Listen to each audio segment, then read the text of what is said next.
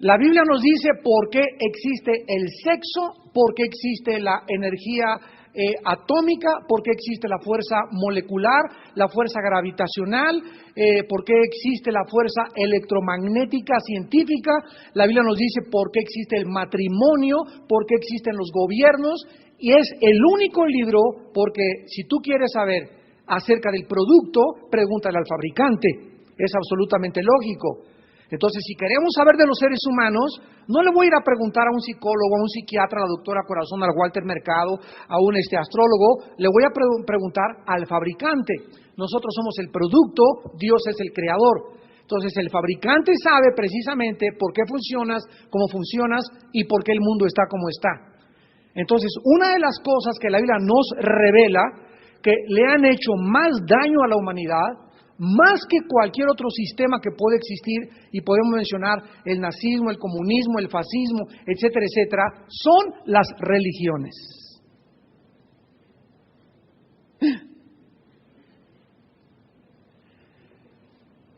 Cuando el ser humano se desconectó de Dios en el huerto del Edén, en ese momento el ser humano perdió la dirección de Dios, se separó de Dios espiritualmente, se desconectó de Dios. Pero el ser humano continuó por la gracia de Dios viviendo separado espiritualmente de Dios, pero con la conciencia muy profunda en su alma de la eternidad. Como dice en Eclesiastés 4, Dios puso la eternidad en el corazón humano. Como el ser humano trae la eternidad, porque fue creado a la imagen y semejanza de Dios, el ser humano ha buscado desde la caída del huerto del Edén, a través de todos los siglos, la manera de salvarse. La manera de poder hacer algo, porque traemos la conciencia que hay un Dios. El ser humano no sabe quién es Dios y por eso adora la roca, Teotihuacán, esto y el otro. Todas las religiones que existen junto con las sectas son intentos de los seres humanos de salvarse a sí mismo por ellos mismos. Apunta, las religiones tienen un común factor denominador. Todas las religiones y todas las sectas buscan salvarse a través de ellos mismos. Y la Biblia nos revela que el cristianismo se diferencia de todas las demás religiones que existen y de todas las sectas que existen, en que es Dios el que salva al ser humano. Entonces, las religiones son intentos de salvarnos por nosotros mismos.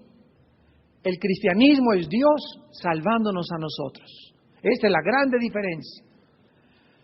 Dentro de todas las religiones que existen, podría nombrarles muchísimas, pero he tratado de poder encontrar algunas pocas para que puedan ustedes tener una idea a dónde ha llegado el ser humano a desarrollar sistemas de pensamiento filosófico que han dado lugar a las ideologías y que ha dado lugar a las religiones.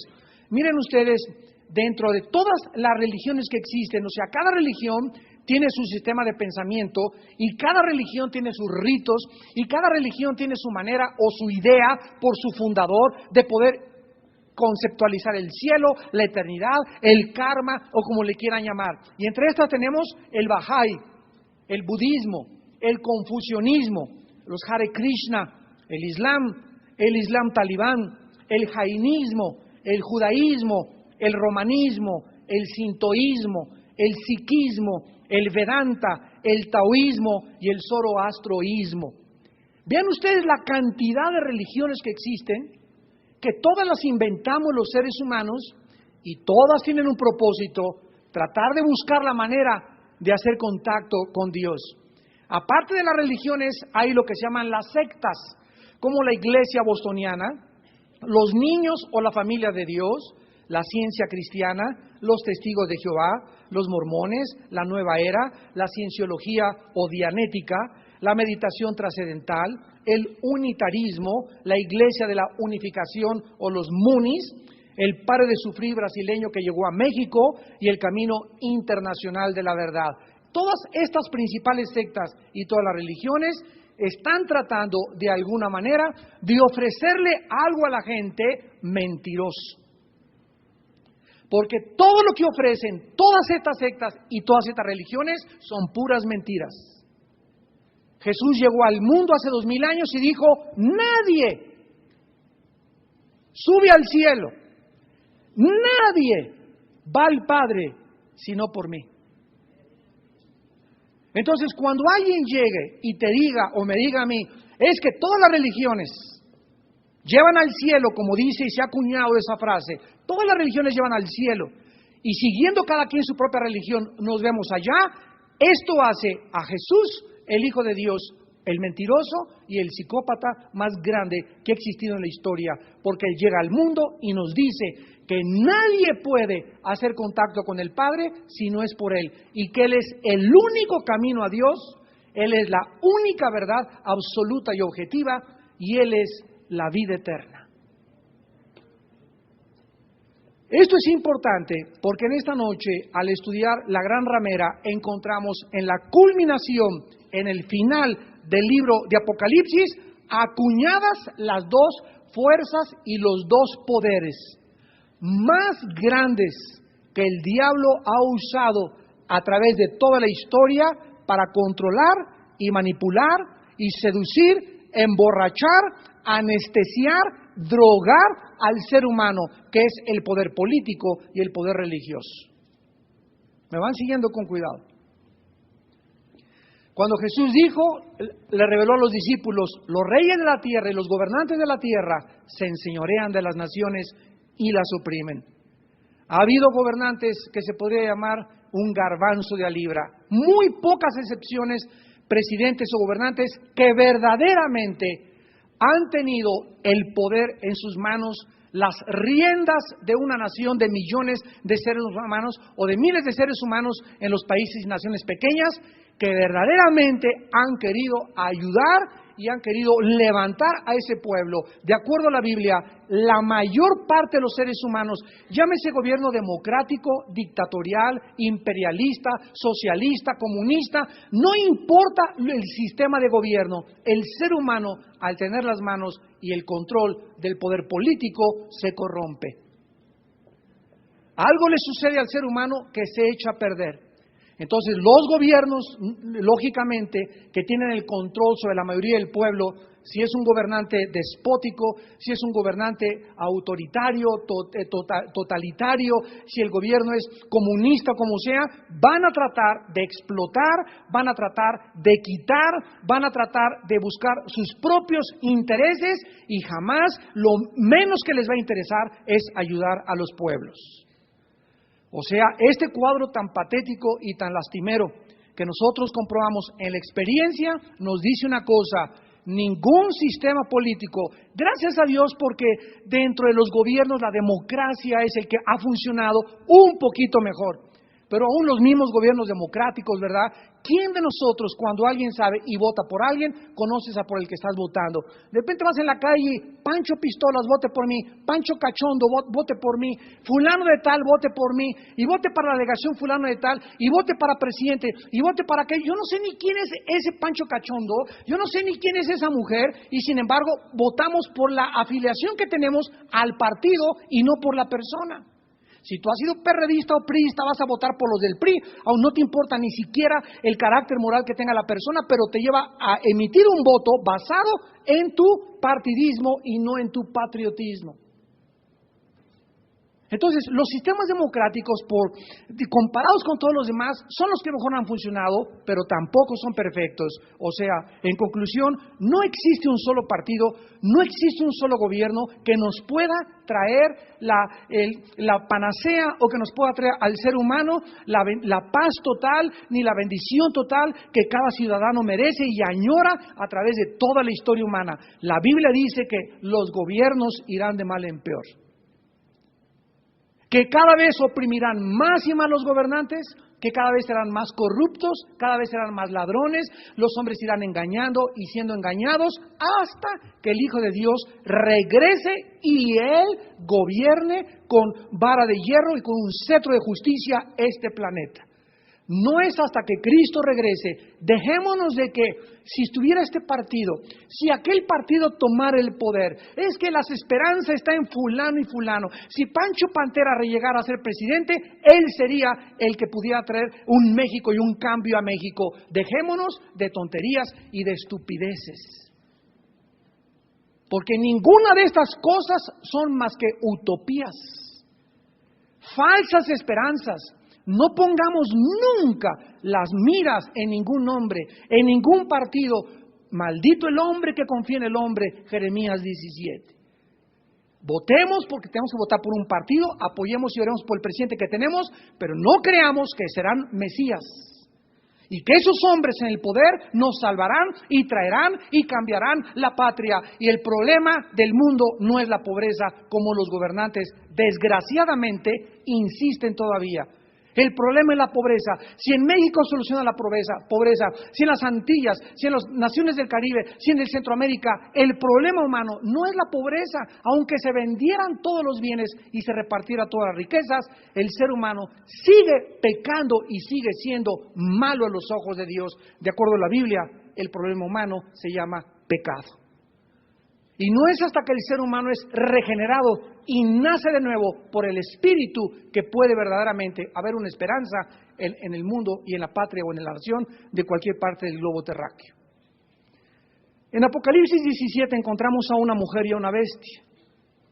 Son los dos personajes o los dos protagonistas centrales de este capítulo. A esta mujer, dice la Biblia en el versículo 1, uno de los 7 ángeles que tenía las 7 copas, habló conmigo diciéndome, ven acá y te mostraré la sentencia contra la gran ramera, la que está sentada sobre muchas aguas, con la cual han fornicado los reyes de la tierra y los moradores de la tierra se han embriagado con el vino de su fornicación. Y me llevó en el espíritu al desierto y vi una mujer sentada sobre una bestia escarlata, llena de nombres de blasfemia, que tenía 7 cabezas y 10 cuernos. Veamos en primer lugar. Un ángel, una criatura sobrenatural, toma al apóstol Juan y le dice, ven, y lo transporta al apóstol Juan y lo lleva a un lugar geográfico. Este lugar geográfico no era un lago, no era el Popocatépetl, no era un valle, no era un bosque. Este lugar geográfico, donde el Espíritu Santo coloca el símbolo de la maldad. El símbolo de la maldad y de la prostitución, por las palabras que se usa, fornicación, fornicaron, ramera, todas estas palabras, utilizándolas en el sistema terrenal o en el lenguaje terrenal, nos dan la idea, para que tengamos una idea de lo que a los ojos de Dios significa este símbolo representado o protagonizado por una mujer ramera. El lugar donde se pinta y donde se retrata esta mujer es en un desierto. ¿Ya lo vieron? Te mostraré la sentencia, la gran ramera, la que está sentada sobre muchas aguas, con la cual han fornicado, y me llevó en el espíritu, versículo 3, al desierto. Qué interesante.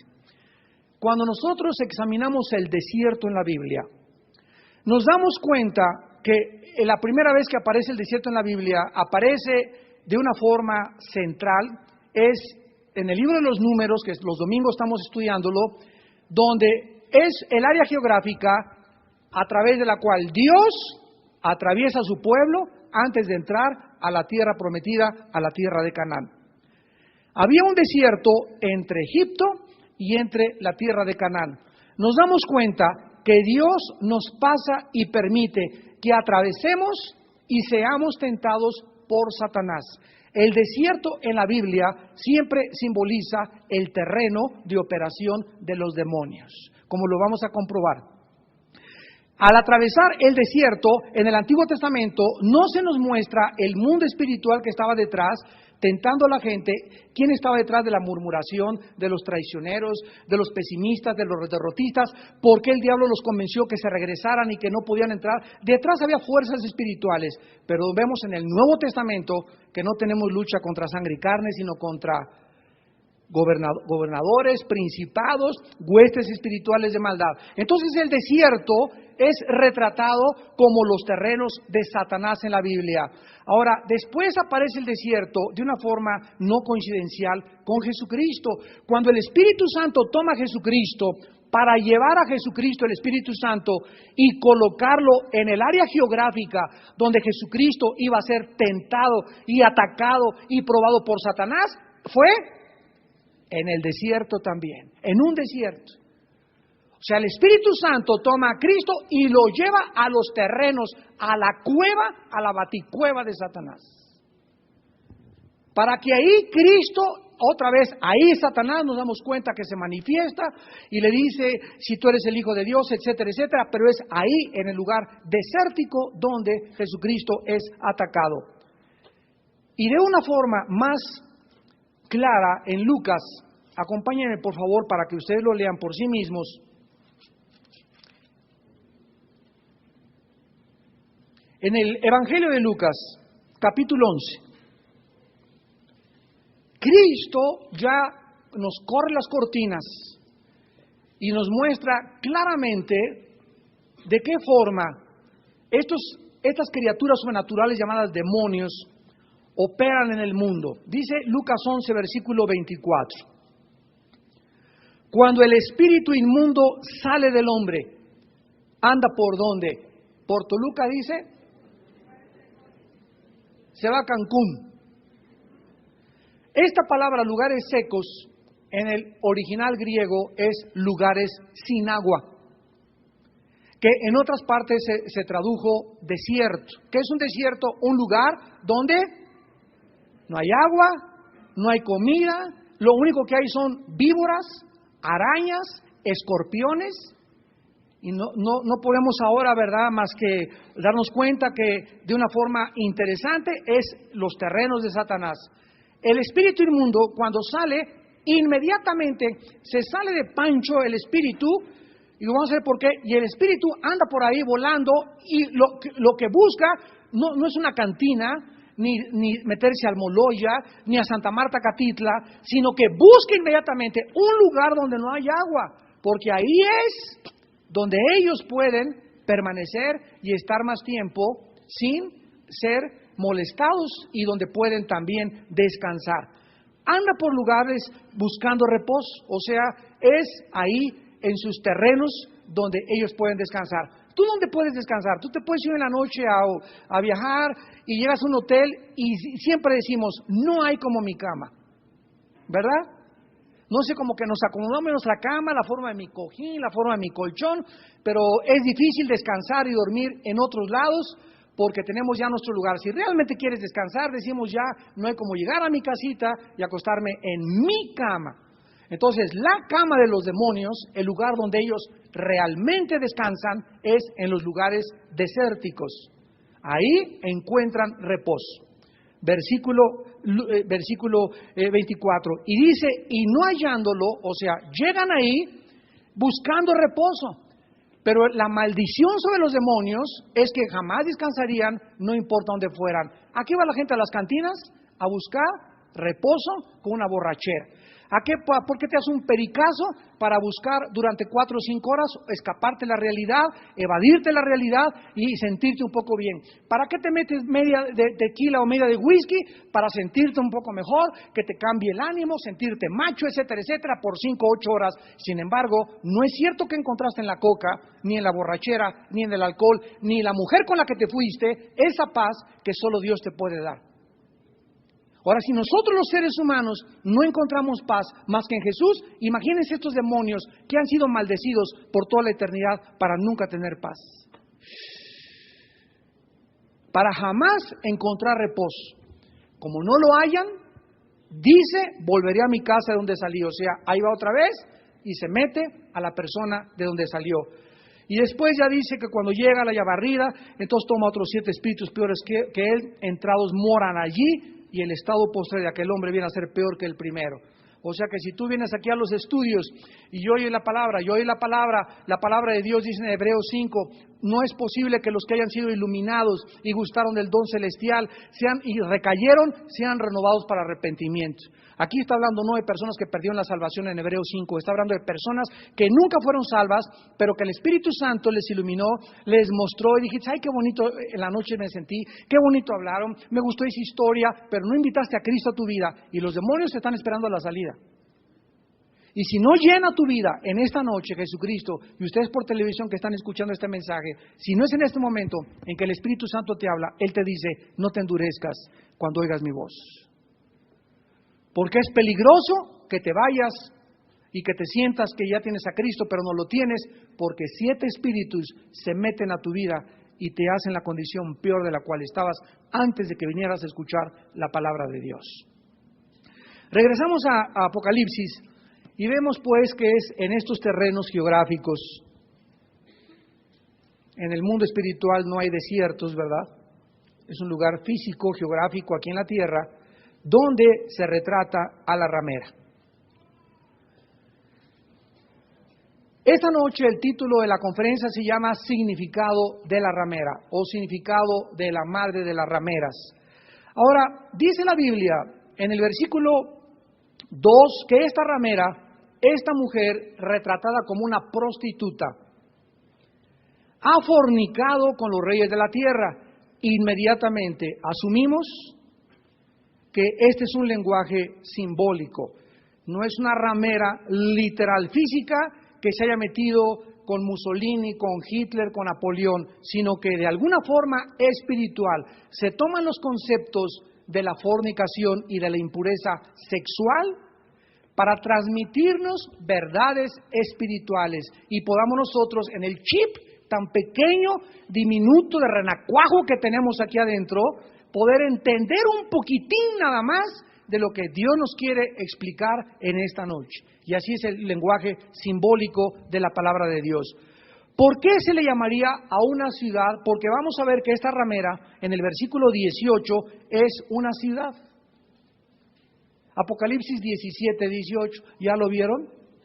Entonces vamos avanzando. Esta mujer, ramera, prostituta, que ha fornicado con España, con Babilonia, con Egipto, con Italia, con Argentina, con México, esta mujer ramera, dice la Biblia claramente que es una mujer que representa una ciudad. La Biblia no es de interpretación privada, dice 2 de Pedro 1, y nadie puede llegar, pues para mí, ¿qué es la Tongolele?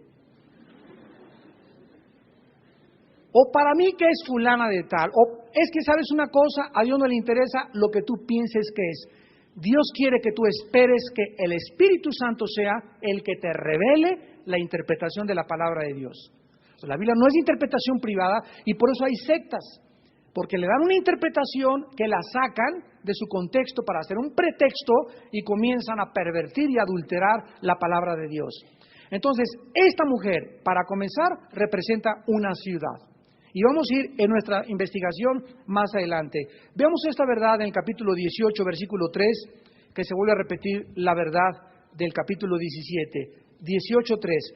Oí, porque todas las naciones han bebido del vino del furor de su fornicación. Otra vez se le llama que esta mujer ha embriagado. Vamos otra vez a cambiar el lenguaje. Es una ciudad que destila algo espiritual que el mundo no ve. Es una ciudad que tiene un poder para a cada país que ha tenido relaciones diplomáticas o políticas con ella. Esta ciudad ha embriagado, ha emborrachado a los líderes de toda la historia desde que esta ciudad existe.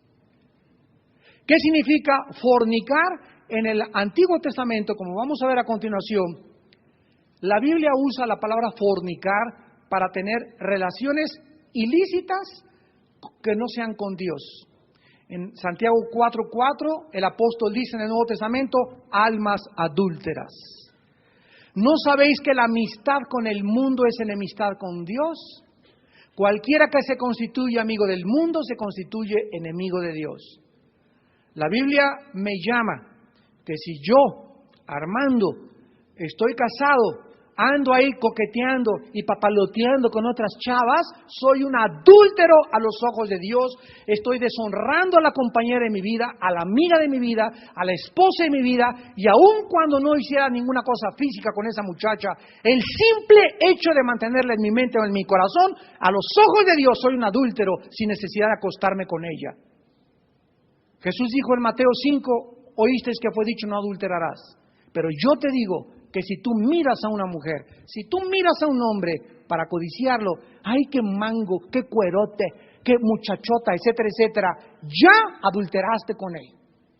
Ya adulteraste con ella. Y se toma nota en el libro de Dios, cometió fulano de tal adulterio ayer. Y hasta que tú no vienes y lo sacas, lo confiesas, Padre, ayer vi a esa mujer y yo no te puedo engañar. Sí, Señor, la deseé. ¿Y para qué me voy a hacer el tonto? Y en ese momento la sangre de Cristo nos limpia de todo pecado. Pero tú no te puedes quedar con esos pensamientos en tu vida y crees que puedes coquetear con el pecado. Porque a los ojos de Dios el adulterio es una de las cosas que más hace enojar a Dios. De acuerdo a Colosenses 3, 4 al 5. Por esta cosa viene la ira de Dios sobre los hijos de desobediencia. ¿Quieres hacer enojar a Dios? Comete inmoralidad. Es lo que más hace enojar a Dios y no se le escapa a nadie.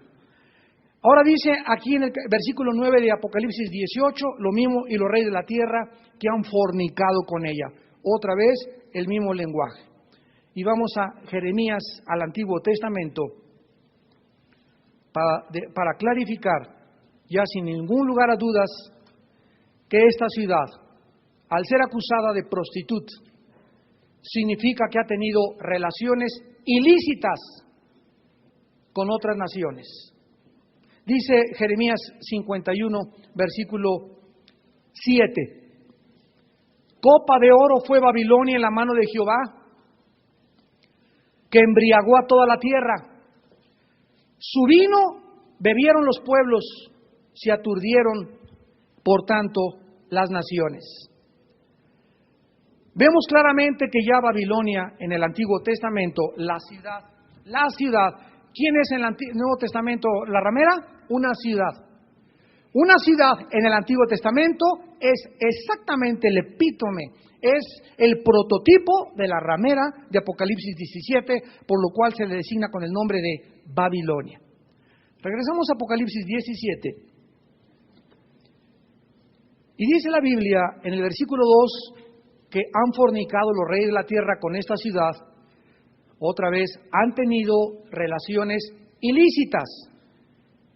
Y los moradores de la tierra, no solamente los gobernantes, sino todas las personas a quienes han tenido una relación ilícita con esta ciudad, se han embriagado, o sea, están borrachos. La Biblia describe a los seres humanos así.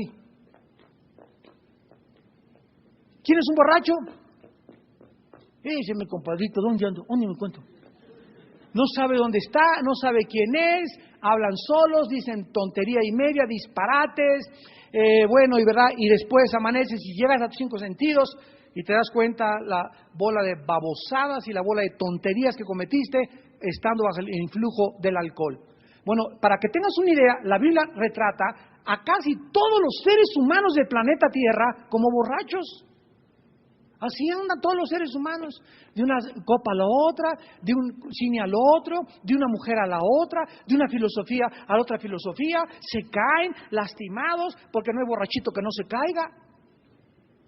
Entonces, así es como se retrata, y la Biblia dice que esta anestesia que ha mareado a una multitud enorme de seres humanos se debe a que de esta ciudad salen poderes demoníacos, como lo hace en Apocalipsis 18, que es una ciudad llena de demonios, y que esos demonios han cegado el entendimiento de los incrédulos para que no les resplandezca la luz del Evangelio. 2 Corintios 4:4. Es interesante, pues, que esta mujer también se describe como sentada sobre 7 montes. Versículo 9 de Apocalipsis 17, esto para la mente que tenga sabiduría, las 7 cabezas son 7 montes sobre los cuales se sienta la mujer. Ahora se nos da un poco más de información. Esta ciudad se nos comienza a revelar que está sentada sobre 7 montes. No puede ser Londres, ni Las Vegas, ni París, ni Berlín, Alemania, ni el DF, ni San Mateo Atenco, ni Washington, ni Londres, ni Singapur. La única ciudad en el mundo asentada sobre 7 montes es la ciudad de Roma.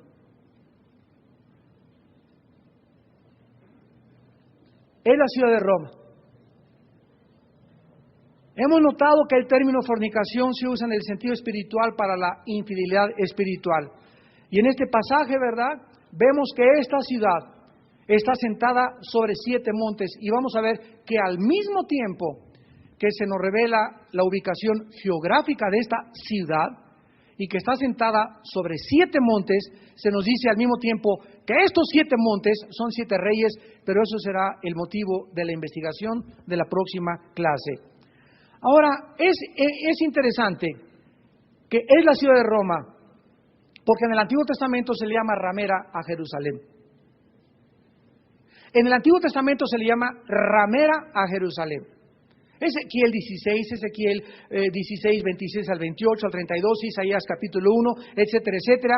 Y la historia está repleta de enseñanzas que en Roma se encuentra una ciudad aparte de la ciudad de Roma, con un gobierno aparte de la ciudad de Roma, con un banco aparte de la ciudad de Roma, con gobernantes apartes de la ciudad de Roma, que se llama la ciudad del Vaticano.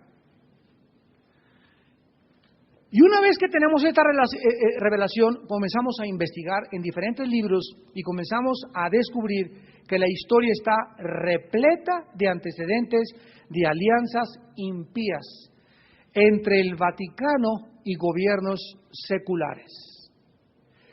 ¿Por qué se le llama a esta ciudad ramera y que ha fornicado? ¿De qué forma esta ciudad tiene una relación impía? Porque nunca fue el plan de Dios que el cristianismo se convirtiera o se mezclara con la política.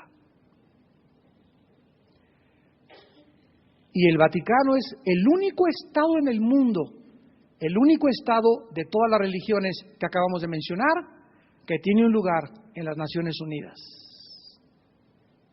Es la única ciudad en el mundo a quienes todos los reyes durante más de 17 siglos en Europa no hacían nada, no se casaban, no vendían sin permiso del Papa.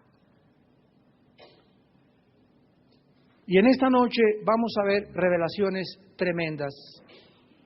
Por ejemplo, el Museo del Vaticano está lleno de pinturas, esculturas, tapices, oras y joyas valiosísimas que fueron usadas por gobernantes despóticos y que se las regalaron para comprar el permiso para casarse con tal o cual reina.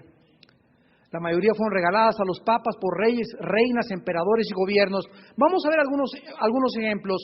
El Papa León y Carlomagno. El Papa León III, apúntalo. El Papa León III y Carlomagno. Cuando el Papa León III fue derrotado por una rebelión popular y le echaron de Roma, huyó a la corte de los francos de Carlomagno para pedirle ayuda. El ejército de Carlomagno, sediento de sangre, recapturó Roma y restauró en el nombre de Cristo a León en la silla papal.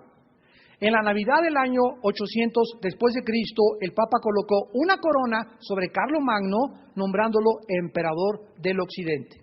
Carlomagno trabajó con el Papa 40 años para establecer un estado militar, forzando a sus ejércitos a que forzaran a los paganos a convertirse a Roma, so pena capital. El concordato en 1929 con Mussolini. En 1870 Italia declara su independencia y lo que quedó de los estados papales fue absorbido por la nueva Nación Unida. El pueblo había votado contra el régimen del Papa y a favor de la nueva independencia, pero la autoridad civil de los estados y de los papas fue limitada al Vaticano, donde permanecieron en exilio autoimpuesto por casi 60 años. En 1929, Benito Mussolini y el Papa Pío XI firman el Tratado de Letrán. Este concordato hacía nuevamente el catolicismo romano por ley nacional la única religión de Italia so pena de muerte. Ni Pedro, ni Pablo, ni Cristo habrían celebrado jamás ningún acuerdo con ningún gobierno, mucho menos con una dictadura fascista como la fue la de Benito Mussolini. Por haber confiscado los territorios papales, en 1870, Italia le paga al Vaticano 750 millones de liras al contado y 1.000 millones de liras en bonos del Estado. Con estos fondos se funda el Banco del Vaticano. Por causa de este tratado de Letrán, el Papa coloca a Mussolini en el poder y le declara a la gente: Mussolini es el hombre enviado por Dios y por la providencia. Mussolini necesitaba la iglesia como la bestia necesita la ramera para establecer su control sobre Italia. Este fenómeno se ha dado por toda la historia y la iglesia estuvo dispuesta a ayudarlo por causa de que él le ayudó al Papa a sentarse en la silla papal. Vaticano le regresaba el favor al dictador asesino, terrorista más grande después de Hitler de la Segunda Guerra Mundial. Durante casi todo el tiempo de la Segunda Guerra Mundial, la Iglesia continuó apoyando. En la Segunda Guerra Mundial, el Papa apoyó a Mussolini en la dictadura opresiva. Con el catolicismo ahora como la religión del Estado, la educación religiosa se hizo obligatoria en las escuelas y los maestros y libros tenían que ser aprobados por el Vaticano. La crítica contra el Vaticano, oral o impresa, se decretó bajo pena de muerte. Y tenemos otro ejemplo que fue el concordato, apúntalo, de 1933 con Hitler, el Vaticano y los nazis. Uno de los personajes claves para negociar este concordato de 1929 con Mussolini fue el procurador Francesco Pacelli, hermano del cardenal Eugenio Pacelli, que más tarde se convirtió en el Papa Pío XII. Cuando el cardenal Pacelli era secretario del Estado del Vaticano, desempeñó el puesto clave para negociar el lucrativo concordato de 1933 con Adolfo Hitler. Uno de los beneficios de este concordato eran los miles de millones de dólares que ingresarían a la Iglesia Católica Romana mediante el Kirchensteuer, que significa el impuesto a las iglesias durante toda la guerra. Como recompensa, Pío XII jamás excomulgaría a Adolfo Hitler de la Iglesia Católica, ni levantaría la voz para protestar por la muerte de los 6 millones de judíos. Al Vaticano vienen embajadores de todo el mundo, no por simple cortesía, sino porque el Papa es el magistrado más influyente en la tierra. Los embajadores vienen de Washington, de París o de Londres, pero solo porque el gobierno nacional tiene su capital en esta, pero todos estos países no envían embajadores a otros países, solo el Vaticano lo hace. El Vaticano es el único Estado, la única religión en el mundo que tiene embajadores, pero no se llaman embajadores, se llaman nuncios papales, que son los que representan el gobierno del Vaticano en México, en Estados Unidos, en Guatemala y en todos lados. Ni los sintoístas, ni el judaísmo, ni el cristianismo verdadero, ni los musulmanes, ninguna religión en el mundo tiene embajadores ni tratos con los políticos del mundo. La única ciudad que tiene esta alianza es el Vaticano. El Papa Gregorio IX, 1227-1241, gritó que él era el Señor y el amo de todas las personas y cosas del mundo y que nadie podía comprar ni vender si no era por autorización del Vaticano. Los papas reinaron sobre reyes, emperadores, gobernantes, es un hecho indiscutible y que continúa teniendo esa influencia principalmente en los países gobernados por el catolicismo, como México y Sudamérica, tampoco se puede negar. La gran ramera que ha tenido fornicación con todos los reyes de la tierra y los moradores de la tierra han bebido del vino de su fornicación. Aquí es necesaria una pausa.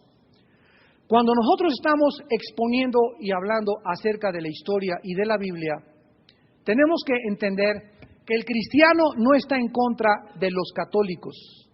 El cristiano está en contra de las doctrinas que salen de Roma, como María co-redentora con Cristo, como el purgatorio, como la enseñanza de que cuando una persona se muere, una misa gregoriana lo saca del purgatorio, como la enseñanza que decía Juan Tetzel en el siglo XIV-XV, que cuando una moneda de oro caía, tú eras en ese momento perdonado 5,000 años del purgatorio.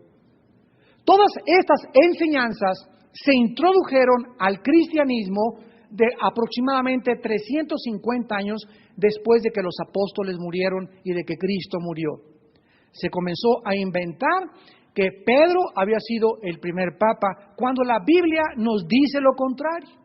En primera de Pedro 5, Pedro dice: yo, anciano entre ustedes, les ruego apacienten la iglesia del Señor, no por ganancia deshonesta, no como enseñoreándose de las ovejas. Dice Pedro: yo como anciano, estoy con todos ustedes los líderes, y jamás Pedro se adjudica, ni jamás tampoco después de Cristo se inventó, ni Cristo tuvo la idea de que hubiera una sucesión apostólica. Todo esto fueron mentiras y una falacia inventada por la gente. Hitler fue el que dijo: si una mentira se enseña 100 años, se acaba aceptando como una verdad. Vemos pues que nosotros, cuando venimos a la Biblia, comenzamos a introducirnos a un mundo donde las vendas se nos comienzan a caer.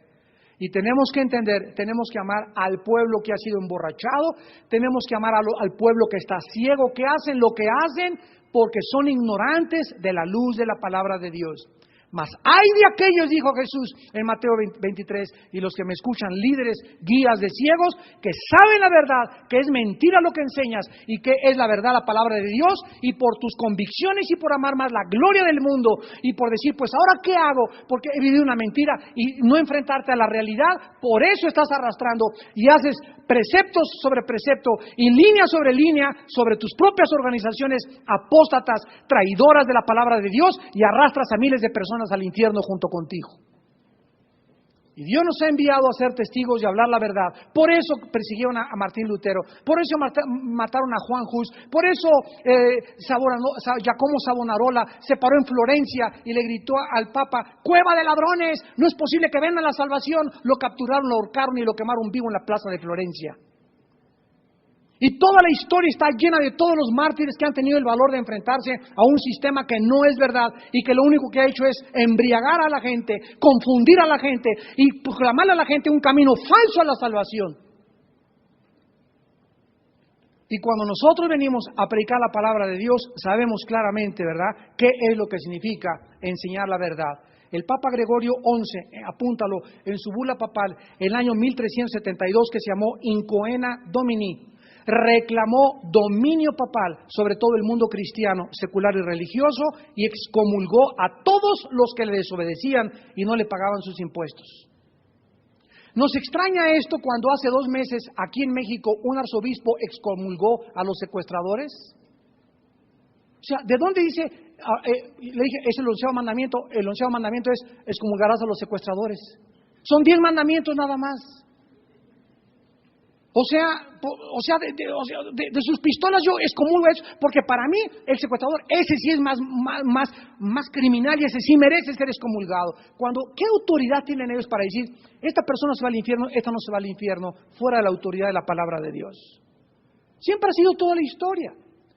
De decir: este me cae gordo, a este lo excomulgo, este me da, cuando nos damos cuenta que ellos mismos son los que están usando la palabra de Dios para poder crear sus propios intereses teológicos personales. El Papa Pío V juró en 1568 que la bula papal debería ser una ley eterna.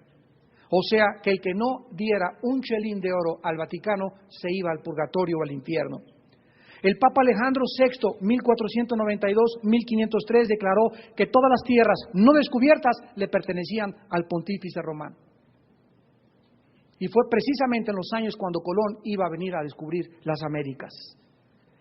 Ahora es interesante que aquí vemos también algunas claves. Por ejemplo, la primera. Ya vimos que esta mujer es retratada como una prostituta. O sea, se quiere retratar la infidelidad a Dios para alguien que está clamando honor para ella misma. Y el punto, ¿verdad?, es que alguna organización, lo voy a explicar, o grupo que clame adorar a Dios, pero que sea infiel a Dios, pertenece a la ramera Babilonia. Y estoy hablando no solamente ya de Roma, estoy hablando de cualquier religión, y escúcheme con mucho cuidado, incluidas las religiones protestantes cristianas.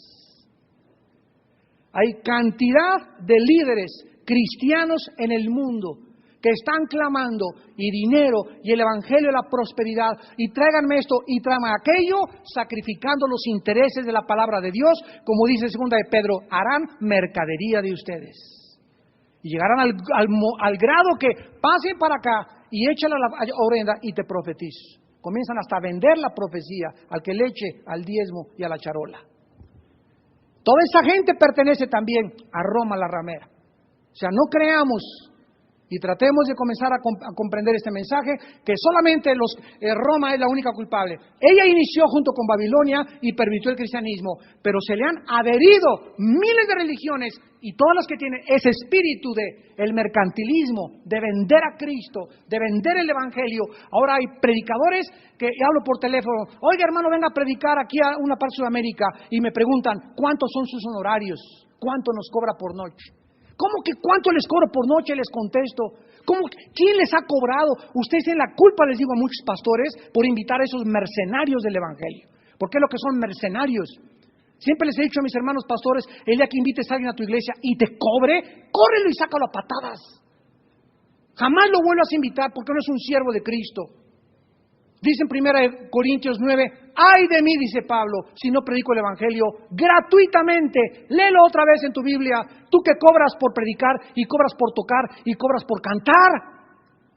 Cobra allá en el Teatro Blanquita. Cobra allá en el autódromo, cobra en otros lados, pero no vengas a las iglesias a decir, me cuesta tanto y les cobro $1,000 la noche y traigo traje gris y traje negro para predicar. Porque comenzamos a vender el evangelio, son miembros de la gran ramera.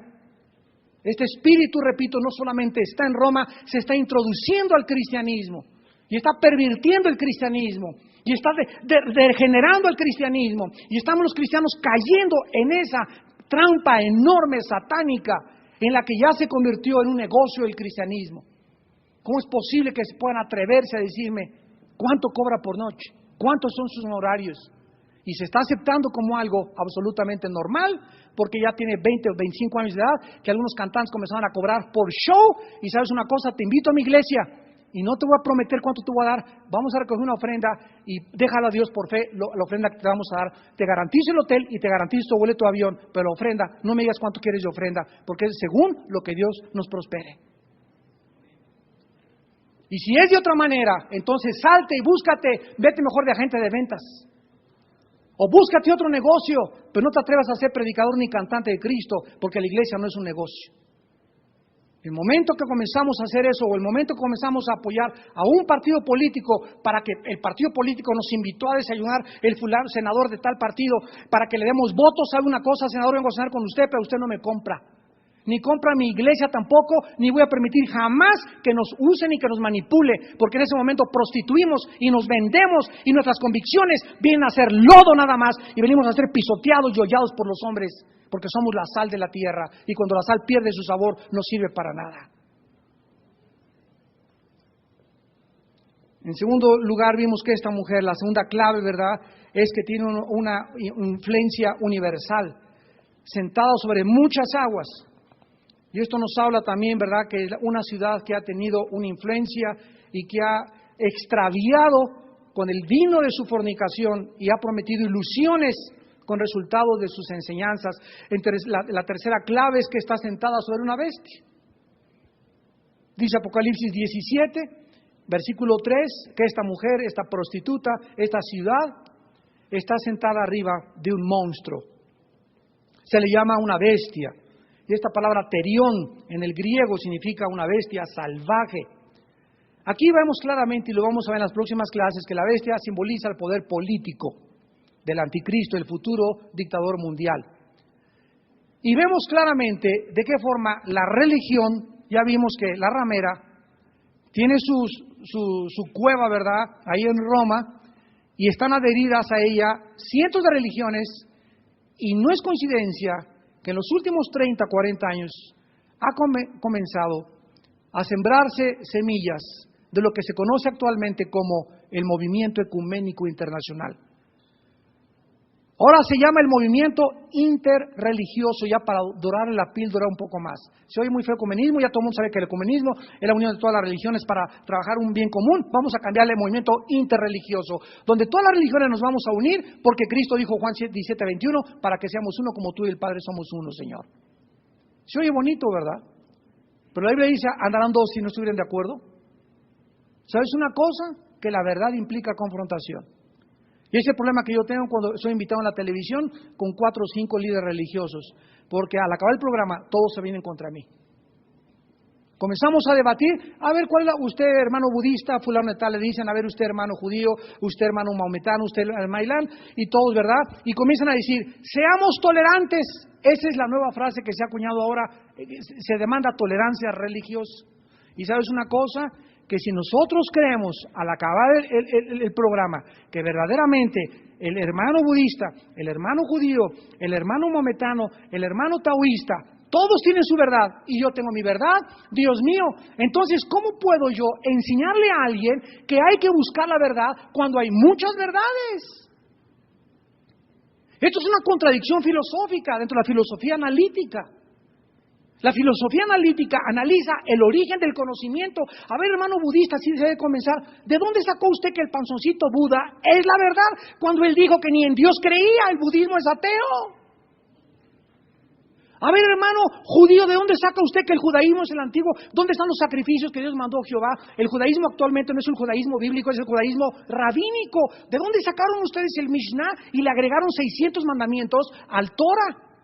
A ver, hermano, Islam, ¿de dónde saca usted que Mahoma fue iluminado por Dios? Tráigame su libro, el Corán. ¿Dónde menciona Jerusalén? ¿Quién le reveló las sutras a Mahoma? ¿Qué fue lo que dijo a Mahoma de esa revelación? Que se le apareció el ángel Gabriel que le reveló el libro del Corán. Y buscamos el origen, la idea que dio inicio a ese conocimiento, a esa ideología, esa filosofía que se convirtió en una religión y que está embriagando a sus seguidores. Y cuando nos toca a nosotros, a ver, ¿de dónde salió el cristianismo? Jesús inmediatamente resalta como la luz del mundo. ¡Qué hombre! ¡Qué libro como la Biblia! ¡Qué personaje! ¡Qué humildad! ¡Qué mansedumbre! El cambiador de la historia, el divisor de la historia. Nada más tráiganme a una persona que se le pueda comparar a Jesucristo. En su vida, en sus enseñanzas, en su originalidad, en su entrega, en su mansedumbre, en su humildad. No existe ningún líder, no existe ningún libro sagrado que se pueda comparar, ni siquiera con la Biblia. Y ahí es cuando entramos nosotros la defensa y los demás personas se sientan amenazados y nos llaman intolerantes a nosotros porque no aceptamos que solamente nosotros tenemos la verdad y nos llaman, es que esa es tu verdad y tenemos nuestra verdad. Y yo les contesto, entonces no hay verdades objetivas más que verdades subjetivas. Y si no hay verdades absolutas, estamos tristemente tirados en el suelo, porque entonces el ser humano jamás podrá decir, no hay ni una sola verdad, no hay nada que me pueda decir a qué consagro mi vida, no vale la pena más que vivir, mejor me pego un balazo porque no vale la pena vivir como un animal y como un chango. Pero cuando el hombre recobra su dignidad y se da cuenta que hay una verdad, que es Jesucristo, que hay un libro que es la Biblia, ese hombre, esa mujer se convierte en lo que la Biblia le llama guerreros y soldados de Jesucristo. Y ese es el llamado que tú tienes y que tú tienes y que tú tienes y que tú tienes. Pero ¿sabes por qué no lo haces? Porque no tienes el valor de hacerlo. Porque amas más la gloria del mundo. ¿Qué dirán mis amigos? Me voy a echar de enemigo a la familia, me voy a echar de enemigo a aquel. ¿Qué le costó a Jesús la cruz? Ve su cuerpo ensangrentado en la cruz del Calvario. ¿Y por qué estaba ese hombre colgado? No era traficante, no era marihuano, no era drogadicto, nunca mató, nunca robó. ¿Por qué se desquitó el mundo con ese odio contra él en esa cruz? ¿Por qué lo atormentaron? ¿Por qué le despedazaron la espalda? Porque la luz vino al mundo y los hombres amaron más las tinieblas. Y Jesús nos dijo a nosotros que seríamos sus testigos y que nos ha concedido no solo creer en él, sino sufrir por él. Pero tú no quieres sufrir por Jesús. A ti te da vergüenza sacar la Biblia con tus amigos, te da vergüenza con tu familia hablar de Jesús, te da vergüenza con tus personas en tu bufete, en tu negocio, decir realmente en lo que cuesta ser cristiano. ¿Y tú crees que con esa vida, crees que puedas entrar al cielo? ¿Crees que realmente tú eres una persona llena del Espíritu Santo? Cuando el síntoma, la manifestación de que una persona tiene el Espíritu Santo es, me serán testigos. A los apóstoles les costó la vida, a los 12 apóstoles, el que sustituyó también a Judas. 350 años de mártires en el Coliseo Romano que dieron su vida a los leones por decir que Jesús era el Señor. Pero los cristianos del siglo XX duermen en camas de seda, están hechos de mermelada McCormick, son apóstatas, son cobardes, vienen solamente aquí el domingo. Si tengo 3 cuadras donde no puedo estacionar mi carro, ya no entro a la iglesia, busco una iglesia donde de mi carro al santuario hay un elevador y me pongo una alfombra roja para llegar. Si llego a una iglesia donde no hay una cinta cómoda, ya no voy a esa iglesia. Si no hay una iglesia donde hay una chava a quien ligar y pegar mi chicle, ya no voy a esa iglesia. Si no hay una iglesia donde no me miren feo y me miran feo, ya no regreso a esa iglesia. ¿Este es el cristianismo realmente de la Biblia? Cada vez buscamos más comodidades y más comodidades y más comodidades. Cuando los cristianos primitivos se reunían en las catacumbas, y sabían que salir de esa catacumba les iba a costar hasta la vida si los descubrían que se reunían ahí. Y nosotros libremente en México, gracias a Dios, nos reunimos gracias al gobierno que tenemos, que nos da libertades de reunirnos sin ninguna vergüenza y poder proclamar cualquier cosa a los 4 vientos. Ve a Cuba a ver si te dejan predicar lo que estoy diciendo. Ya estaría yo ahorita 20 años, 25 años sin estar en una cárcel en Cuba. Vete a Afganistán, vete a Irak, donde había represión, y a otros países donde el mundo no ha podido comprender lo que es la libertad de los ciudadanos. Pero aquí tenemos un país donde podemos predicar el Evangelio y se esconden detrás. Y Cristo algún día nos demandará la clase de vida que nosotros vivimos. Oremos. Padre, te damos gracias por habernos revelado la verdad y el misterio de tu voluntad. Y te damos gracias, Señor, porque tu Espíritu Santo está despertando a una iglesia dormida. A un cristianismo frío, mercantil, a un cristianismo barato, un cristianismo sin convicciones, un cristianismo donde muchos viven dobles vidas. Y tal vez si esta noche murieras, tú que me escuchas también por la televisión, te darías cuenta que desperdiciaste tu vida, viviendo perdidamente, viviendo convencionalmente, amando siempre la gloria de los hombres. Nunca te atreviste a ser un cristiano valiente, ni enfrentarte al mundo, ni a tu familia, ni a tus amistades, porque preferías esa amistad, preferías el club, preferiste la aceptación de la sociedad y la cultura en que te desarrollaste a la gloria que viene de Dios. Pero Dios está llamando a su ejército.